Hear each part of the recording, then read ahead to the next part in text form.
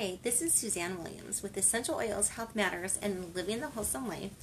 And we are on week 24, day 2 of our positive, peaceful affirmations that we are doing every day, Monday through Friday. We are working through Dr. Susan Lawton's book, Positive, Peaceful Growth Calendar.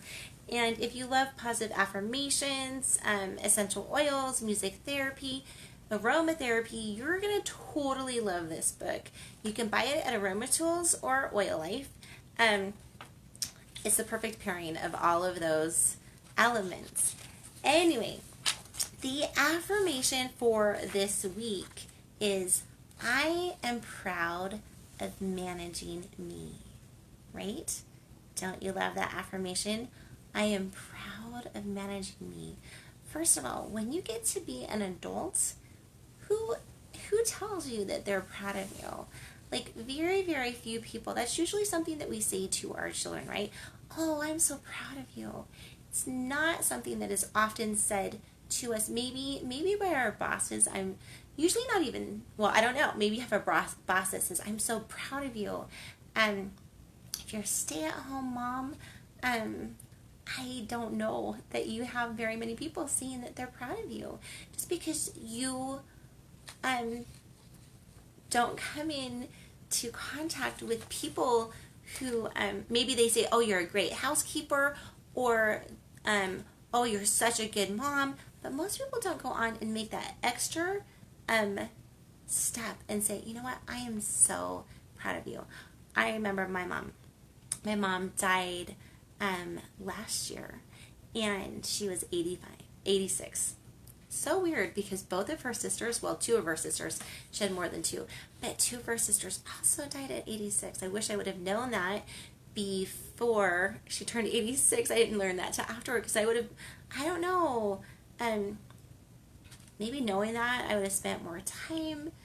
Anyway, I think there's always things that we can look back on and say, oh, I wish I would have. And I don't know that you can ever spend too much time with your parents. As a parent, I love it when my children come and spend time with me. Anyway, back to my mom. Before she died, she would come and visit often. They lived about 20 minutes, half an hour, depending on which route you took away. And so they would come and visit often. And every single time she left, every single time I was walking them out to their car, my mom would turn to me and she would say, Suzanne, I'm so proud of you. You are doing such a good job with your children. I am so proud of you. So, again, as adults, sometimes we don't get that I'm so proud of you. So you know what? We need to give that to ourselves. We need to be proud of the things that we have accomplished. We need to be proud of our life's missions and how we're fulfilling them. Proud of the things that we're doing to help our families, to help ourselves, to help society. Whatever it is that we do, we can be proud of it. We can take pride in it. Whether we're a doctor or a lawyer or a dentist or a major politician, or whether we are the person who waves to us at Walmart and makes so many people's days happy, right, with your guys' smile. Anyway, whatever it is that we do, we can be proud of ourselves. You know, I'm emotional. Anyway, so I'm going to read that back, the affirmation for the week one more time to you. I am proud of managing me. Be proud of yourself. Take pride in what you do. And also the second half of that is managing ourselves, right? This week we're working on managing to be more loving, more kind, more understanding, taking things at a slower pace, right? Yesterday we talked about breathing first before responding. And so we are learning to manage ourselves better. And isn't that amazing? That no matter what age you are, you can learn to manage yourself better. And that just makes, I don't know, it just spreads the joy and the happiness everywhere. So, be proud of yourself for managing you. the affirmation for this today, and I love how the different affirmations that she has during the day goes along and pairs with the affirmation for the week. So the affirmation for today is, I can choose to change the subject. I had to think about that for a little bit.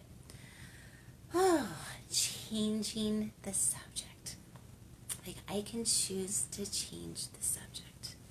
So, of course, like the first thing that I thought of was, oh, you're in a conversation and maybe someone's criticizing someone or gossiping about someone, and we can change those subjects, right? Because we don't really want the negativity. We don't want our friends and other people put down or gossiped about. So we can choose to change those subjects.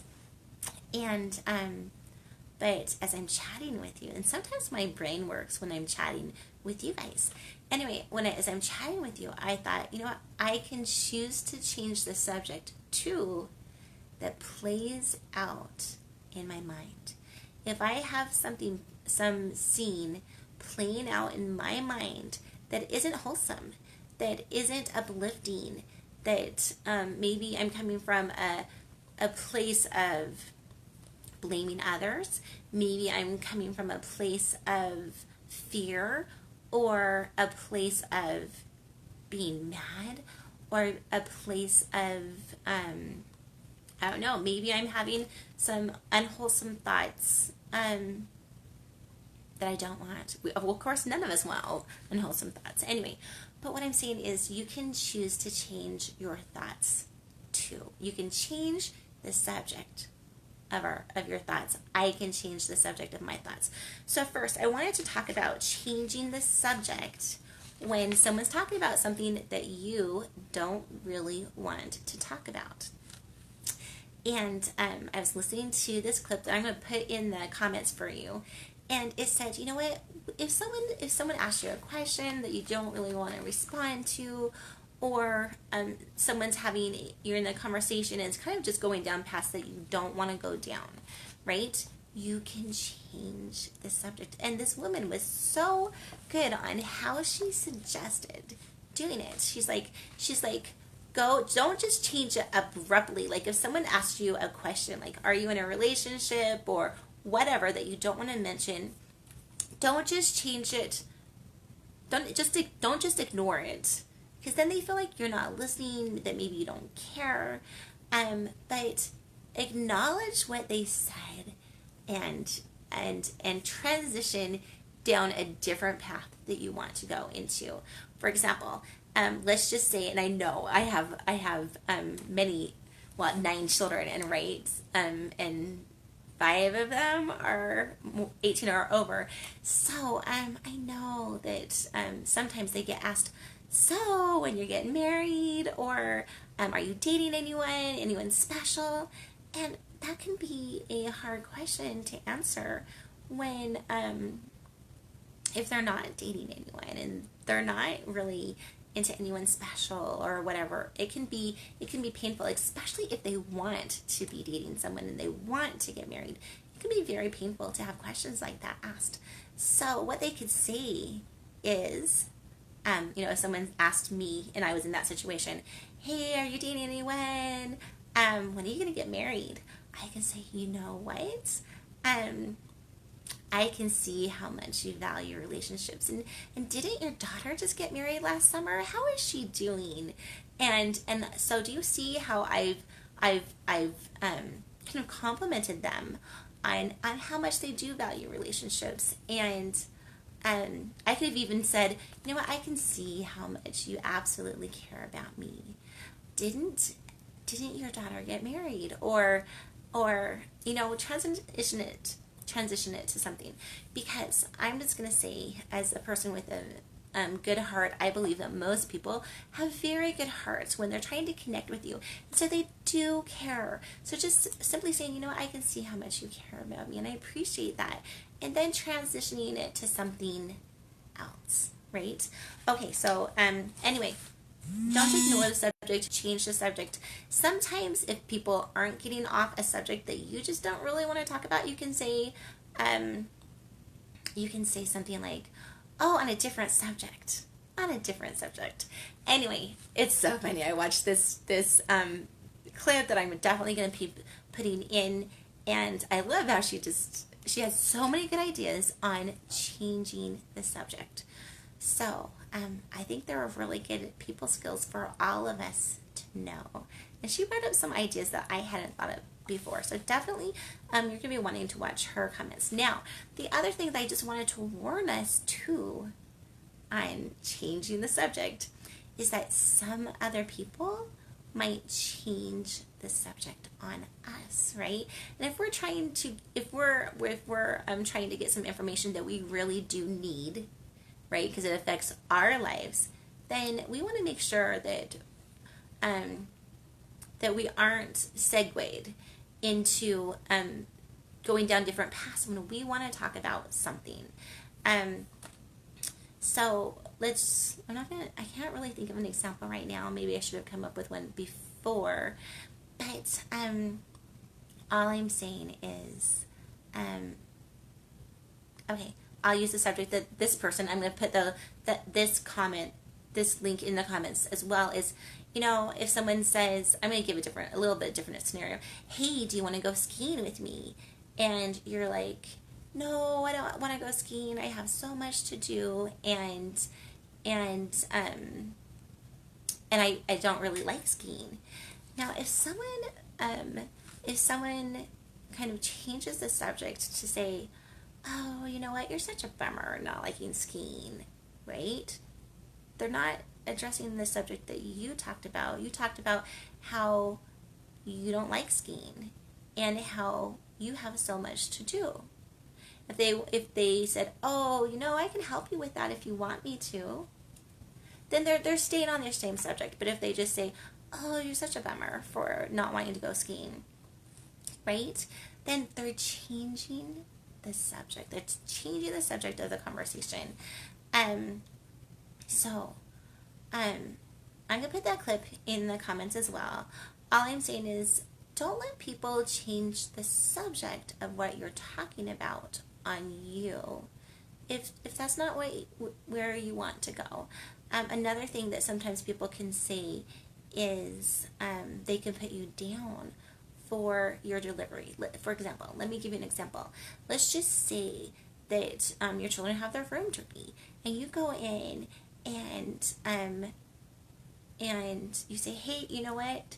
We really need to get this room cleaned up. Now, we're not going to talk about how you said it, whether you said it in a kind way or whether you said it in a grumpy way, which some of us parents can definitely do sometimes, right? And, right, me too. Anyway, but let's just say, oh, you're such a grumpy parent. You're such a mean parent. Have they changed this subject on you?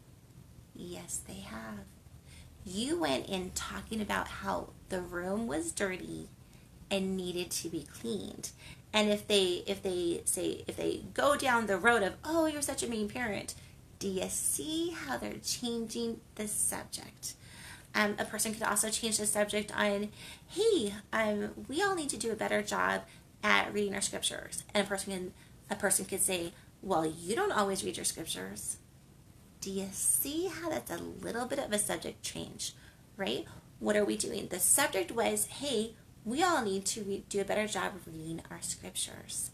And the person took it down the road, didn't say, oh, well, tell us why we need to read our scriptures, or what are the benefits, or what are some of the reasons why maybe we're not, right? That would kind of stick with the subject of, we need to be reading our scriptures more.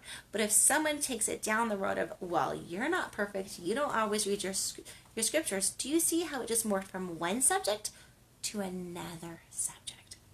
So, I loved the clip that I watched on how people change the subjects on us. And how we need to be aware of when people change the subjects. So, I will definitely put that clip in, both clips, the clip on changing the subject, beautiful, wonderful ways to change the subject, and then a clip on how not to fall for subject changes when we're trying to have a conversation about something that's important to us. Now, if someone kept changing the subject to me, if I wanted to talk about something and someone kept changing the subject on me, I could address it just forthrightly and say, hey, this is really important to me, but it seems like you keep changing the subject on this. Is there a better time that we can discuss this, right? So we can acknowledge, hey, you seem to be changing the subject a lot, but this is something really, really important to me. When's a good time that we can discuss it, because it is important. Anyway, what are your thoughts and on changing the subject? I think when the talk gets negative, when the talk is going down some path that isn't wholesome, isn't good for us, it's definitely good for us for all of us to have that people skill of being able to change the subject. It's part of managing ourselves, that we don't need to enter into conversations that we don't want to enter, right? So I can see how the ability to change the subject and the ability of not letting the subject be changed is, both of those skills go into managing ourselves. Okay. Anyway, love the affirmation for the week. I am proud of managing me. Love the affirmation for today. I can choose to change the subject. Okay. The song that we are pairing for the entire week is Siegfried Idol, and it's by Richard Wagner. Just a beautiful, classical, peaceful piece that you can use to meditate on today when you think about how good are you at changing the subject when it needs to be changed, and how good are you about not letting the subject be changed when you want the conversation to stay on the subject. Anyway, and that's something that you might want to be able to journal about too, right? Journal about those two questions. How good are you about being able to change the subject and get the conversation more positive and wholesome? And how good are you about helping to keep conversations kindly and gently on a subject that does need to be discussed? Good journal questions for all of us today. Okay, the diffuser blend that we're diffusing this week is 2 drops of coriander, which is the oil of integrity. Kale, can you give me my emotions book, please? And 2 drops of peppermint, which is the oil of a buoyant heart. You're going to love that combination. Thanks, hun. Okay, so today I'm going to be talking about the emotional properties and blessings of coriander essential oil, and tomorrow I'll be talking about the emotional gifts of peppermint essential oil. So, coriander essential oil is so good for our emotions. It helps us when we're feeling a bit flat, a bit deflated. It's super good for those who have nervous exhaustion. They're just so stressed that all they want to do is sleep. It can help us focus our minds. On a deeper level, it can help us change how we feel and think about ourselves.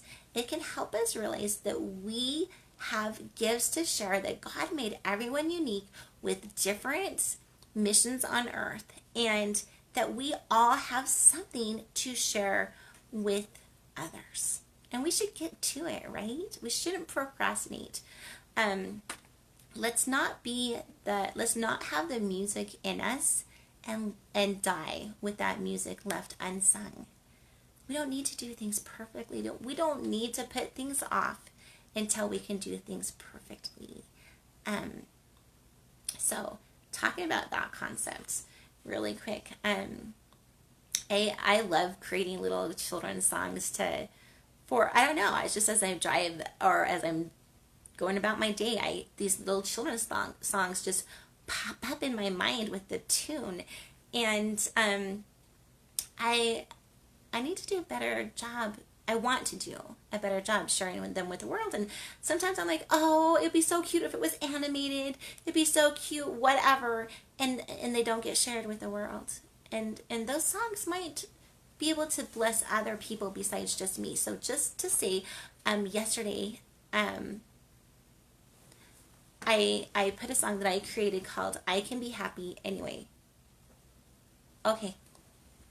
I Can Be Happy Anyway. And I will put in our family sing it because it's our family song and we recorded it. I will put that into the comments so you can see an example of we don't need to do things perfectly to share the gifts that we have, whatever they are, with the world. Okay, back to coriander. Coriander can be really good for people who have a hard time saying no to others. People who are always putting other people first instead of themselves, and which just leads to a place of feeling so depleted, maybe even feeling used. Anyway, it can lead to a place like that. Coriander can help us take responsibility for our own lives. It can help us take responsibility for our own actions, our own words, our own thoughts. It gives us the strength to get out of thinking that we are a victim of circumstance and take control of our own lives. It can also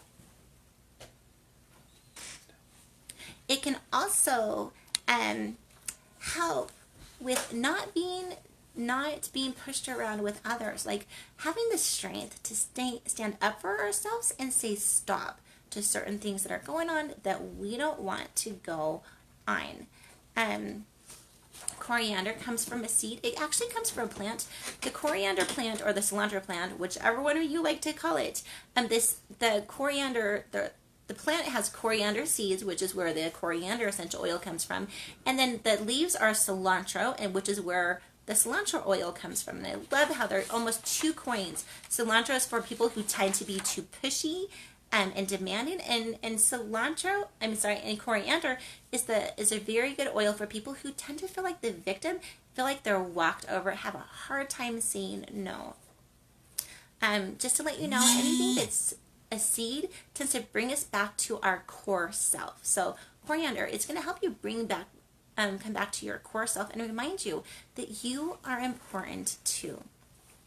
Coriander can help release fears and doubts and other things that drag us down and stop us from doing the things that are our true missions on earth. So if you feel like you have something, a place that you want to go, but you always are being stopped, start diffusing coriander essential oils. See if that isn't a game changer in being able to get where you want to go. Coriander can help us overcome a fear of failure and a fear of making decisions.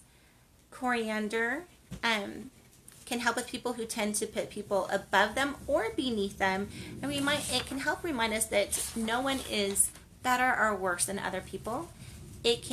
Coriander is an amazing essential oil that can help get us away from power struggles. It's especially appropriate for creative individuals who struggle when locked into situations of predictability and routine. It can be a gentle stimulant for those with low energy. It can help people relax in times of stress or irritability or nervousness. It can provide a calming influence for those suffering with shock or fear. So it blends good with so many different oils. If you want to feel more empowered, you can blend it with cedarwood, vetiver, cinnamon, or cardamom. If you want to feel more social, just create a more social, happy environment that way, you can blend it with bergamot, lemon, lemongrass, or ginger. If you're using it for your digestion, you can blend it with ginger. You know what? I'm going to go into some more of those physical aspects later, but coriander essential oil, it is so good on so many levels. The negative emotions it can help with is if you're feeling controlled by others, if you tend to blame other people for what's happened in your life or your emotions or your actions. If you tend to have self-betrayal, you want to do something, you find yourself doing the opposite over and over again. If you're feeling kind of like the drudgery of the world right now, and if you have a problem with conforming to things that you don't want to conform to, coriander can be a very good essential oil to use. The positive properties that it can help you bring in is being true to yourself, listening better to your inner guidance, having personal integrity, and enjoying your uniqueness. Okay, so that's all the emotional benefits of coriander that I have for you today. If you love using the coriander, definitely put in the comments how you love using it, either emotionally or physically. I'm reminding you that the song we're listening to is Siegfried Idol by Richard Wagner, and the affirmation for the day is I can choose to change the subject, and we can choose to stay on subject too, right? And the affirmation for the week is I am proud of managing me. Okay, this is Susanna Williams with Essential Oils and Health Matters, and reminding us all that I know you have the power in you to make it a great day with God, and so do I. Okay, we'll see you later. Bye-bye.